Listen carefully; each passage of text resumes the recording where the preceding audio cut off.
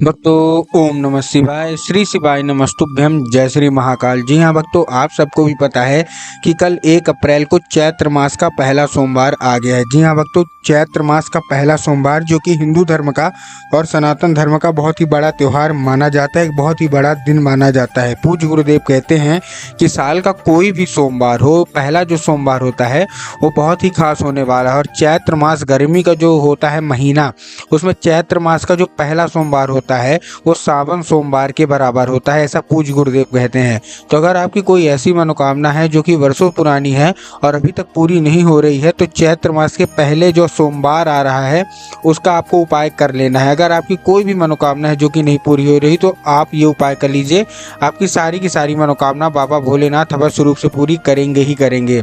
क्या करना है, कैसे करना है, पूरा आपको ध्यान से सुनिएगा, अच्छे से करिएगा। अगर आपने आज का उपाय ध्यान से सुन लिया, अच्छे से कर लिया, तो 100% है कि आपकी जो कोई भिक्षा है, जो कोई मनोकामना है, जो कुछ भी आप बाबा भोलेनाथ से मांगना चाहते हैं, सारी की सारी मनोकामना आपकी अवश्य रूप से पूरी होगी ही होगी।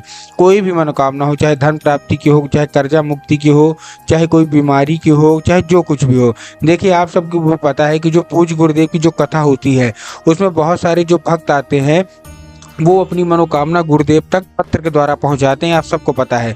तो जब गुरुदेव ने पत्र पढ़े, जैसा कि बहुत सारे लोगों के पत्र गुरुदेव के पास पहुंचे, तो जब गुरुदेव ने पत्र पढ़े उसमें बहुत सारे लोगों की यही मनोकामना थी कि गुरुदेव हमारा किसी को धन प्राप्ति का है। जैसे पिछले साल की मैं बात कर रहा हूँ, साल 2023 की।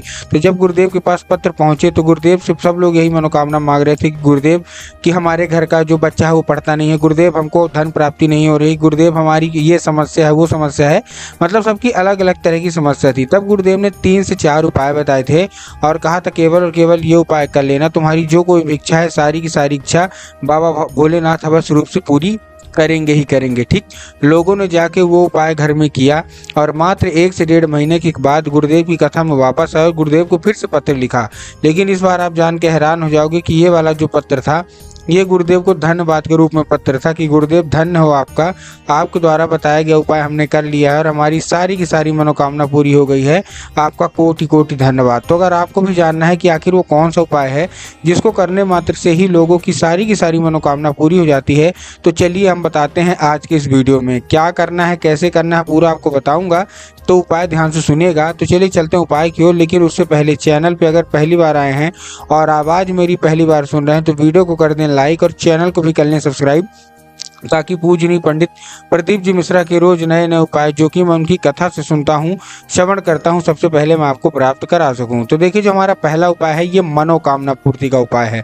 अगर आपके जीवन में कोई भी ऐसी मनोकामना है जो कि वर्षों पुरानी है, नहीं पूरी हो रही है, तो ये उपाय आपको बस रूप से करना है। देखिए क्या करना क्या है, सबसे पहले आपको लेने हैं बेल पत्र के 7 कांटे। कितने कांटे लेने हैं? 7 कांटे। कितने? बेल पत्र के। ठीक, ले लिया बेल पत्र के कांटे। अब देखिए, आपको बेल पत्र नहीं लेना, बेल पत्र के क्या लेने हैं, जैसे कि मैंने अभी आपको बताया, कांटे लेने हैं। ठीक, ले लिया। लेने के बाद आपको क्या करना है, उसके साथ चाहिए आपको एक धतूरा। क्या चाहिए? और उसके साथ चाहिए आपको एक धतूरा। ठीक, ले लिया, धतूरा भी ले लिया। आप धतूरा लेने के बाद जब आप धतूरा लेंगे तब आपको ध्यान रखना है कि धतूरा कहीं से भी खंडित नहीं होना चाहिए, कहीं से भी बेकार नहीं होना चाहिए, कहीं से भी मुरझाया हुआ नहीं होना चाहिए। बहुत सारे लोग गलती क्या करते हैं धतूरा लेने में कि धतूरा वो देखते ही नहीं है कि खंडित है कि नहीं, वो ऐसे ही धतूरा ले लेते हैं, जो कि गलत है। ठीक, आपने धतूरा ले लिया। धतूरा लेने के बाद आपको क्या करना है, बेल पत्र के कांटे लेके पहुंच जाना है कहाँ? सीधा सीधा शिव मंदिर। ठीक, शिव मंदिर पहुंच गए। शिव मंदिर पहुंचने के बाद आपको क्या करना है, जैसे आप शिव मंदिर पहुंचेंगे, शिव मंदिर पहुंचने के बाद आपको दक्षिण दिशा में खड़े होना है, उत्तर की ओर अपना चेहरा कर लेना है। अब देखिए, दक्षिण और उत्तर में ना बहुत सारे लोग कंफ्यूज भी हो जाते हैं कि दक्षिण कौन सा होता है, उत्तर कौन सा होता है, हमको थोड़ा क्लियर बताइए। तब गुरुदेव ने बताया कि आप जिस भी शिव मंदिर जा रहे हैं उस शिव मंदिर का जिधर साइड जलाधारी होगा आपको अपना चेहरा उधर साइड करके खड़े हो जाना है। ठीक, खड़े हो गए। खड़े होने के बाद आपको क्या करना है, जैसे आप शिव मंदिर में खड़े हो जाएंगे, आपको बाबा का एक नाम लेके, कौन सा? कुंदकेश्वर महादेव। तो आपको करना क्या है, आपको कुंदकेश्वर महादेव का नाम लेके उन्हीं का स्मरण करके आपको क्या कर देना है, आपको अर्पित कर देना है। ठीक, और अपनी जो कोई इच्छा होगी, जो कोई मनोकामना होगी, सारी की सारी आपको महादेव से मांग लेनी है। पूज्य गुरुदेव कहते हैं कि बड़ी से बड़ी मनोकामना जो कुछ भी आपके होगी, सारी की सारी मनोकामना केवल और केवल ये उपाय करने मात्र से आपकी पूरी हो जाएगी। ठीक, ये था हमारा पहला उपाय। अब हम जाते हैं अपने दूसरे उपाय की ओर, जो कि धन प्राप्ति का उपाय है। अगर आपके जीवन में धन की बहुत कमी है तो ये उपाय आपको अवश्य रूप से कर ही कर लेना है। करना क्या है, देखिए सबसे पहले आपको इस उपाय में करना क्या है, आपको इस उपाय में चाहिए कि आपको चाहिए 5 कनेर के फूल। क्या चाहिए? कनेर का फूल आप जानते हैं ना, बस आपको 5 कनेर का फूल चाहिए। अब कनेर का फूल जब आप लेंगे तब आपको ध्यान रखना है कि कनेर का फूल अच्छा होना चाहिए, कहीं से खंडित नहीं होना चाहिए, अच्छा पीला होना चाहिए। ठीक, ले लिया। लेने के बाद आपको पहुंच जाना है कहाँ? सीधा सीधा शिव मंदिर। शिव मंदिर पहुंच गए। शिव मंदिर पहुंचने के बाद आपको क्या करना है? जैसे आप शिव मंदिर पहुंचेंगे, शिव मंदिर पहुंचने के बाद सबसे पहले आपको अलग अलग जगह आपको अर्पित करना है। कहाँ कहाँ अर्पित करना है देखिए मैं आपको बताता हूँ। सबसे पहले आपको कहाँ अर्पित करना है? सबसे पहले आपको अर्पित करना है बाबा भोलेनाथ की शिवलिंग पे एक नाम लेके। महादेव का, जैसे आपने पिछले उपाय में कुंदकेश्वर महादेव का नाम लिया, आपको इस उपाय में चंद्रमौली महादेव का नाम लेना है। तो आपको करना क्या है? चंद्रमौली महादेव का नाम लेके उन्हीं का स्मरण करके पहला आपको फूल अर्पित करना है बाबा भोलेनाथ की शिवलिंग के ऊपर। उसके बाद जो हमारा दूसरा फूल है वो आपको कहाँ अर्पित करना है? वो आपको अर्पित करना है भगवान गणेश की जगह पर। अब देखिए, जिनको पता है कि भगवान गणेश की जगह कहाँ होती है उनका तो ठीक, लेकिन बहुत सारे ऐसे लोग हैं जिनको यही नहीं पता कि भगवान गणेश की जगह कहाँ होती है। तब गुरुदेव ने बताया कि आप जिस भी शिव मंदिर जा रहे हैं उस शिव मंदिर का जो जलाधारी होता है, जलाधारी के बाएं हाथ में भगवान गणेश की जगह होती है। तो आपको क्या करना है? दूसरा फूल वहाँ अर्पित कर देना है। उसके बाद जो हमारा तीसरा फूल है वो आपको कहाँ अर्पित करना है? वो आपको माता शोक सुंदरी की जगह पे अर्पित करना है।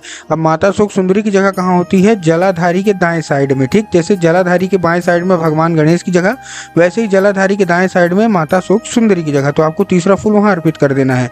उसके बाद जो हमारा चौथा फूल है वो आपको कहाँ अर्पित करना है? वो आपको अर्पित करना है हस्तकमल में।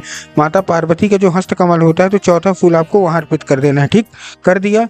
उसके बाद जो हमारा पांचवा और आखिरी फूल है वो आपको जलाधारी में अर्पित करना है। पूज्य गुरुदेव कहते हैं कि जलाधारी में स्वयं माता पार्वती का वास होता है। तो आपको क्या करना है? पांचवा फूल वहां अर्पित करना है और आपकी जो भी धन प्राप्ति की मनोकामना होगी जो कि वर्षों पुरानी से पूरी नहीं हो रही है, सारा का सारा आपको बोल देना है। ठीक, ये था हमारा दूसरा उपाय। अब हम बढ़ते हैं अपने तीसरे उपाय की ओर। अब तीसरे उपाय में आपको करना क्या है? देखिए, तीसरे उपाय में आपको लेना है कच्चा दूध। क्या लेना है? कच्चा दूध। और कच्चा दूध लेके पहुंचना कहाँ है? बरगद के पेड़ के नीचे। अब आपके दिमाग में आया होगा कि ये उपाय है किसका? ये उपाय है महाकर्जा उपाय का। मतलब जो कर्जा हो जाता है ना, कर्जा मुक्ति का, ये महा उपाय मैं आपको बता रहा हूँ। इस उपाय में आपको करना क्या है? देखिए, आपको लेना क्या है? आपको सिंपल सा लेना है कच्चा दूध और जाना है बरगद के पेड़ के नीचे। बरगद के पेड़ के नीचे पहुंच गए। अब देखिए, जो लोग आधा अधूरा उपाय सुनते हैं ना वो शिव मंदिर पहुंच जाएंगे, लेकिन जो उपाय पूरा सुन रहे हैं आपको जाना है कहाँ? बरगद के पेड़ के नीचे पहुंच गए। पहुंचने के बाद आपको 3 बार करनी है बरगद की पेड़ की परिक्रमा, और परिक्रमा करते करते जितना भी कर्जा होगा आपके जीवन में, सारा का सारा आपको बोल देना है। बोल दिया। बोलने के बाद क्या करना है? जैसे आप बोल देंगे, बोलने के बाद आपको बरगद के पेड़ की जो जड़ है वहां आपको अर्पित करना है एक नाम लेके। महादेव का एक बहुत ही सुंदर सा नाम है बटकेश्वर महादेव। तो आपको क्या करना है? बटकेश्वर महादेव का नाम लेके वो जो आपने दूध लिया है वो आपको अर्पित कर देना है। जितना कर्जा है सारा का सारा आपको महादेव से बोल देना है और चुपचाप अपने घर आ जाना है। पूज्य गुरुदेव कहते हैं मात्र 1 से 1.5 महीना ये उपाय कर लीजिए, आपके जीवन में जितना भी कर्जा है सारा का सारा समाप्त हो ही हो जाएगा।